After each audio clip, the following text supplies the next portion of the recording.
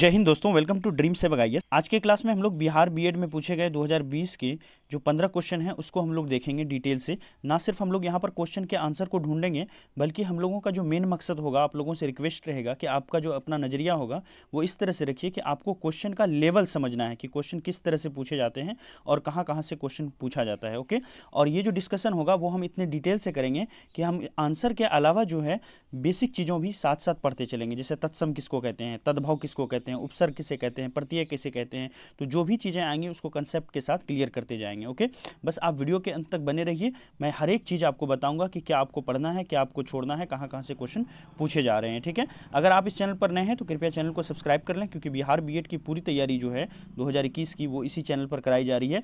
BEd playlist का section है हमारा, आप वहाँ पर एक बार जा करके देख लें। इससे पहले प्रीवियस ईयर क्वेश्चंस के बहुत सारे वीडियो जो हैं वो अपलोड किए जा चुके हैं। चलिए आइए डिस्कशन की शुरुआत करते हैं। हमारा पहला क्वेश्चन है, इनमें से महाप्राण ध्वनि चुनें। तो यहाँ पर देखिए, महाप्राण ध्वनि किसे कहते हैं? ऐसे ध्वनि जिसको बोलने में मुंह से अधिक हवा निकले उसे महाप्राण ध्वनि या महाप्राण व्यंजन कहते हैं, है ना।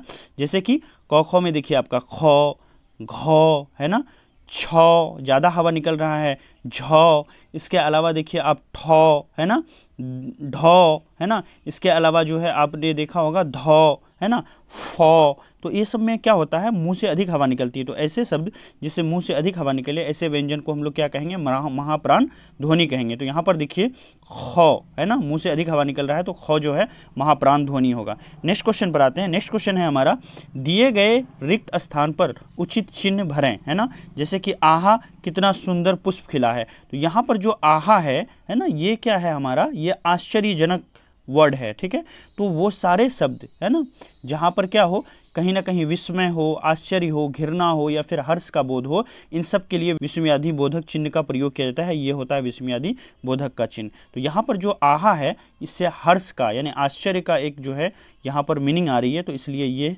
जो है विस्मयादि बोधक, इसका इस्तेमाल यहाँ पर किया जाएगा। नेक्स्ट क्वेश्चन पर आते हैं, इनमें अल्प विराम चिन्ह को चुनें। तो देखिए अल्प विराम किसे कहते हैं? जहाँ पर अर्ध विराम की तुलना में कम देर रुकना पड़े उसको हम लोग अल्प विराम कहते हैं।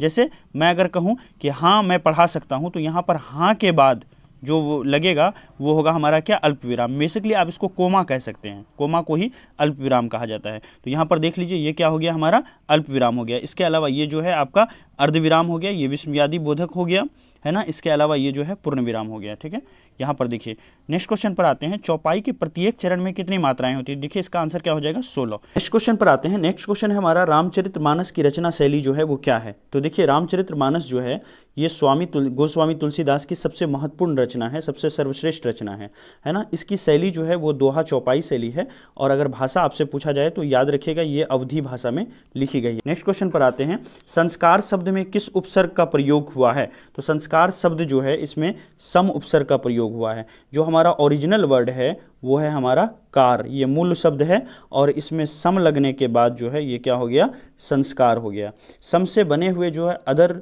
दूसरे जो उपसर्ग लगने के बाद अन्य शब्द जो हैं बने हुए हैं, जैसे कि समकालीन हो गया आपका, इसके अलावा समदर्शी हो गया, समकोण हो गया, संवाद हो गया। नेक्स्ट क्वेश्चन पर आते हैं। नेक्स्ट क्वेश्चन है, इनमें से कौन तद्भव शब्द है? तो देखिए तद्भव किसे कहते हैं, पहले ये चीज़ समझ लीजिए, है ना।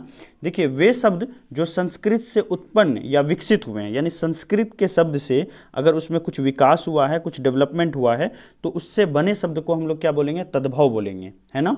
जबकि यहाँ पर देखिए जैसे कि एग्जाम्पल में हो गया आपका मोर, है ना, बच्चा, फूल, है ना, ये सब जो हैं 14, ये सब जो हैं क्या हैं आपके तद्भव शब्द हैं। तो यहाँ पर हमारा आंसर क्या हो जाएगा, 14 जो है वो हमारा तद्भव शब्द होगा, जबकि चतुर्दश, चतुर्थ और चतुर्थी ये सारे जो हैं वो तत्सम शब्द हैं। नेक्स्ट क्वेश्चन पर आते हैं, निम्नलिखित में से तत्सम शब्द को चुनें। तो बताइए इसमें तत्सम शब्द कौन सा होगा? देखिए तत्सम किसको कहते हैं, पहले इस चीज़ को समझ लीजिए। जो सब संस्कृत भाषा से हिंदी में आए हैं और ज्यों के त्यों प्रयुक्त हुए हैं उसे हम लोग क्या कहते हैं, तत्सम शब्द कहते हैं। जैसे राजा, है ना, पुष्प, इसके अलावा जैसे कि कवि हो गया आपका, है ना, जैसे कि अवज्ञा हो गया, ये सारे शब्द जो हैं वो संस्कृत से ज्यों के त्यों आए हैं, तो इसलिए ये क्या कहलाएंगे, तत्सम कहलाएंगे। ठीक है, तो यहाँ पर हमारा आंसर क्या हो जाएगा, यहाँ पर देखिए ओज जो है ये हमारा आंसर हो जाएगा। तो इस तरह से आंसर हो जाएगा हमारा डी नंबर।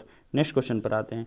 नेक्स्ट क्वेश्चन है हमारा, इनमें मूर्धन्य व्यंजन कौन सा है? तो देखिए मूर्धन्य व्यंजन किसको कहते हैं, है ना, जो तालु का मध्य भाग होता है वो हमारा क्या कहलाता है, मूर्धा कहलाता है ना। जैसे कि हम लोग बोलते हैं ट, ठ, है ना, ड, ढ, न, ये सब क्या है, ये मूर्धन्य व्यंजन है। आप बोल के देखिए, टॉ, ठौ, है ना, इससे क्या होता है, हमारा तालु के मध्य में जाकर के जीभ लगती है, तो ये सारे वर्ड जो हैं ये क्या हो गए, मूर्धन्य व्यंजन हो गए। तो इस तरह से यहाँ पर हमारा आंसर हो जाएगा डॉ और ढौ, है ना। इसके अलावा देखिए यहाँ पर जो हमारा क घ है, ये क घ जो है वो हमारा कांठ व्यंजन है, क्योंकि जब हम यहाँ पर बोलते हैं ग और घ तो हमारी ये कंठ से आवाज़ निकलती है। इसके अलावा जौ और झौ जो है ये तालव्य व्यंजन है, तालु से निकलती है आवाज़। इसके अलावा पौ और फौ जो है ये ओष्ठ व्यंजन है, क्योंकि होंठ के सटने के बाद, है ना, यहाँ पर हमारा क्या होता है, ओष्ठ के सटने के बाद पौ फौ निकलता है, होंठ के सटने के बाद। ठीक, नेक्स्ट क्वेश्चन है, निम्न में से किस शब्द में आ उपसर्ग नहीं है। तो यहाँ पर देखिए, ये जो जन्म है इसमें आ लग गया है तो आ जन्म हो गया है, गमन में आ लग गया है तो आगमन हो गया है, कर्षक में आ लगा है तो आकर्षक हो गया है।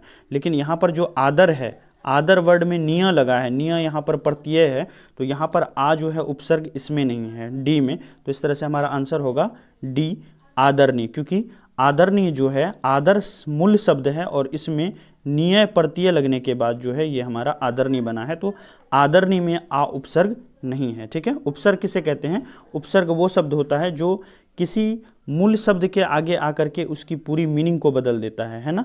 जैसे कार के आगे अगर आ जाता है तो ये क्या हो जाता है, आकार हो जाता है। ठीक है, ठीक उसी तरह से प्रत्यय किसको कहते हैं, प्रत्यय वो शब्द होते हैं जो किसी शब्द के अंत में लगते हैं और उसकी मीनिंग को बदल देते हैं। नेक्स्ट क्वेश्चन पर आते हैं, निम्न में से किस शब्द में उपसर्ग है। इसका आंसर हो जाएगा बी, पराजय, है ना, क्योंकि देखिए जय शब्द में परा लगने के बाद ये जो है हमारा क्या हो गया, पराजय हो गया। ठीक है, इसके अलावा जो है पराधीन, पराकाष्ठा, परामर्श, ये शब्द जो है परा उपसर्ग से बने हुए शब्द हैं, है ना। जबकि यहाँ पर देख लीजिए दशक जो है, ये दशक हमारा 10 मूल शब्द है और इसमें हमारा अक जो है वो क्या लगा है, वो प्रत्यय लगा है। उसी तरह से यहाँ पर देखिए ललिमा, ललिमा के अंदर में हमारा लाल जो है वो मूल शब्द है और इसमें जो है ईमा प्रत्यय लगने के बाद ये ललिमा हो गया है। वहीं पर कारीगर को अगर हम लोग देखें तो ये कार हमारा मूल शब्द है और इसमें गर जो है वो प्रत्यय लगा है, तो इससे हमारा कारीगर बन गया। नेक्स्ट क्वेश्चन पर आते हैं। नेक्स्ट क्वेश्चन है, अपने हाथ से स्वयं काम करो। ये वाक्य जो है ये अशुद्ध है, इसका शुद्ध रूप हमको चुनने के लिए बोल रहा है, तो इसका आंसर क्या हो जाएगा, अपना काम स्वयं करो। ठीक है, नेक्स्ट क्वेश्चन पर आते हैं। नेक्स्ट क्वेश्चन है, बहुवचन में चिड़िया शब्द क्या होता है। तो देखिए बहुवचन और एक वचन क्या होता है, जब कोई चीज़ सिंगल होती है तो उसको हम लोग क्या कहते हैं, एक वचन। जब उसकी वस्तु की मात्रा जो है एक से ज़्यादा हो तो उसको क्या कहते हैं, बहुवचन कहते हैं। ठीक है, बहुवचन कहते हैं। ठीक है, अब देखिए चिड़िया जो शब्द है इसका बहुवचन क्या हो जाएगा, तो इसका बहुवचन हो जाएगा चिड़िया, है ना, यहाँ पर चंद बिंदु लग जाएगी, तो इस तरह से आंसर हो जाएगा ए। नेक्स्ट क्वेश्चन पर आते हैं, भाषा की सबसे छोटी इकाई क्या है। तो भाषा की सबसे छोटी इकाई जो है वो क्या है, हमारा वर्ण है ना। वर्ण को अक्षर भी कहा जाता है। वर्ण उस मूल इकाई को कहते हैं जिसका खंड या टुकड़ा नहीं कह सकता है, जैसे अ, ई, है ना, क, ख, ये सब जो है क्या हो गए, वर्ण हो गए। नेक्स्ट क्वेश्चन है, दारा का अर्थ क्या है। यहाँ पर हमको पर्यायवाची शब्द बोला गया है, तो देखिए दारा जो है इसका मतलब होता है वाइफ और इसका जो है पर्यायवाची शब्द हो जाएगा क्या, पत्नी, है ना। दारा को इसके अलावा जो है भार्या भी कहा जाता है, गृहिणी भी कहा जाता है ना, याद रखिएगा आप लोग। इसके अलावा अर्धांगिनी, बीवी, है ना, ये सारी चीज़ें कही जाती है। अब यहाँ पर ऑप्शन में देखते हैं, ये बहन है, तो बहन को क्या कहा जाता है, बहन का पर्यायवाची क्या होता है, बहन का पर्यायवाची होता है भगिनी, है ना, बहना, स्वसा, अग्रजा। यहाँ पर देखिए माता है, माता शब्द का पर्यायवाची क्या होगा, माता का पर्यायवाची हो जाएगा माँ, अम्मा, जननी, है ना, जनयत्री। और यहाँ पर देखिए लास्ट में है हमारा पुत्री, तो पुत्री का पर्यायवाची क्या होगा, बेटी, है ना, आत्मजा, तनुजा, दुहिता, सूता, तन्या, ये सारे जो हैं बेटी शब्द का जो है पर्यायवाची। तो इस तरह से 2020 में पूछे गए सभी क्वेश्चन का आंसर हम लोगों ने देख लिया। वीडियो आपको कैसा लगा आप जरूर बताइएगा। बीएड की पूरी तैयारी जो है हम लोग इसी चैनल पर कर रहे हैं और हम लोगों ने पूरे कोर्स को लॉन्च किया। हर एक चीज़ को हम लोग डिस्कस करेंगे। अभी हम लोग प्रीवियस ईयर क्वेश्चंस को साथ लेकर के चल रहे हैं, जिसमें सभी सेक्शंस को कर रहे हैं। और इसके साथ ही जो है 2 चीज़ें आपकी लॉन्च होंगी एक साथ, है ना। एक तो आपकी जीके की क्लास चलेगी और साथ ही साथ जो है जो स्कूली शिक्षा से है, टीचिंग लर्निंग एनवायरनमेंट, है ना, पेडोलॉजी जिसको बोलते हैं, उसकी भी क्लासेस चलेंगी। इसके साथ साथ हम लोग हिंदी में बेसिक चीज़ों को पढ़ेंगे। जिस दिन आपको हिंदी का थ्योरी पढ़ाया जाएगा, उसी दिन उसी चैप्टर से रिलेटेड जो है 20 से 30 क्वेश्चन जो है आपसे MCQ के तौर पर शाम में वो वीडियो आपको मिल जाएगा। ठीक है, तो वीडियो कैसा लगा, क्या आगे प्रिपरेशन रखना चाहिए, क्या आगे वीडियो आपके लिए आना चाहिए या नहीं आना चाहिए, कमेंट में ज़रूर बताएं। और अगर आपने अभी तक टेलीग्राम चैनल को ज्वाइन नहीं किया है तो टेलीग्राम चैनल को आप ज़रूर से ज़रूर ज्वाइन कर लें। इसके अलावा ड्रीम सेवक IAS जो है आपको फेसबुक, इंस्टाग्राम, ट्विटर है ना, और यूट्यूब पर तो आप देख ही रहे हैं। अभी तक सब्सक्राइब नहीं किए हैं, नए हैं तो प्लीज़ सब्सक्राइब कर लीजिए और बेल आइकन पर ऑल का ऑप्शन दबा दीजिए। और अगर आपको इस चीज़ का PDF चाहिए तो PDF के लिए आप जो है इंस्टाग्राम ज्वाइन कर लें। ठीक है, thank you so much, have a nice day.